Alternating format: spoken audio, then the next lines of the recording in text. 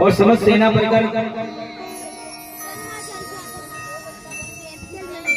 भगवान प्रभु राम जी के चरणों में बैठे हुए थे और कहा है कि प्रभु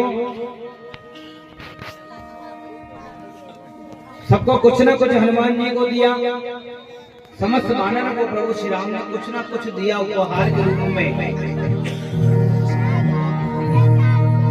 जामवंत जी एक तरफ खड़े थे, जामवंत जी से कहा कि आपको कुछ नहीं चाहिए क्योंकि मैंने सबको कुछ ना कुछ दिया है। रावण का जब वध किया और उसमें आप सभी ने मेरी सहायता करी, मैं अकेला कुछ नहीं कर सकता था। अगर आप बाजार में कुछ चीज लेने जाते हो, अंगूर लेने गए तो उसने क्या कहा कि भाई साहब ये कैसे दिए और ये अंगूर कैसे दिए? उन्होंने कहा ये तो है 60 रुपए किलो और जो टूटे दाने हैं एक एक करके ये है 30 रुपए। उन्होंने कहा भैया कैसे?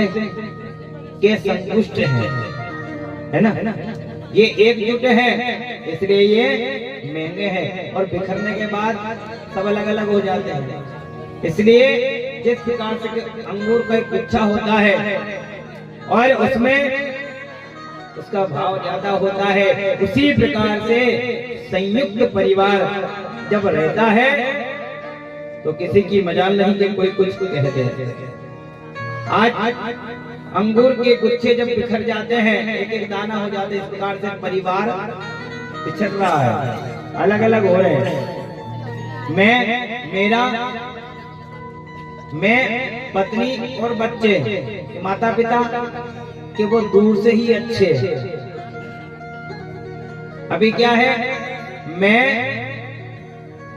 मेरी पत्नी और बच्चे, माता पिता हम दूर से ही अच्छे, अब उनको पूछने वाला कोई नहीं। आप धनोतिया परिवार ने मिलकर के, गोविंद जी बता रहे थे कि हमारे पिताजी की बहुत इच्छा थी कि भागवत कथा हो और वैसे हर साल आप करवाते ही हैं। तो ये इच्छाओं को माता पिता की जीते तो ठीक है, परंतु मरने के बाद में भी अगर उनकी इच्छा पूरी हो जावे तो वे अनंत आशीर्वाद देते हैं, क्योंकि जो कुछ है सब पितरों के द्वारा ही तो है, उनके द्वारा ही हमें मिलता है, उनकी कृपा से तो हम सब कुछ प्राप्त कर रहे हैं। तो कहा कि